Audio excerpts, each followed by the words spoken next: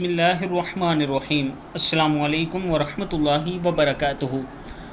Daily محمد channel کی طرف سے آج میں اپنے دوستوں کو رسول اللہ صلی اللہ علیہ وآلہ وسلم کے بتائے ہوئے کچھ کلمات بتاؤں گا۔ اگر آپ صبح و شام ان کلمات کو پڑھتے ہیں تو اس کا آپ کو کیا فائدہ ہوگا، اس رسول اللہ صلی اللہ علیہ وآلہ وسلم کے فرمان میں اپنے دوستوں کے ساتھ شیئر کروں گا۔ حضور اکرم صلی اللہ علیہ وآلہ وسلم نے ارشاد فرمایا، جو بھی مسلمان صبح اور شام 3 بار یہ کلمات کہے تو یقیناً اللہ تعالیٰ قیامت کے دن اس کو خوش فرما دے گا۔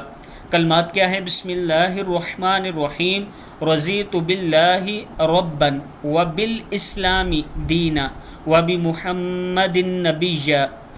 میں اللہ تعالیٰ کے رب، اسلام کے دین اور محمد صلی اللہ علیہ وآلہ وسلم کے پیغمبر ہونے پر راضی ہو گیا۔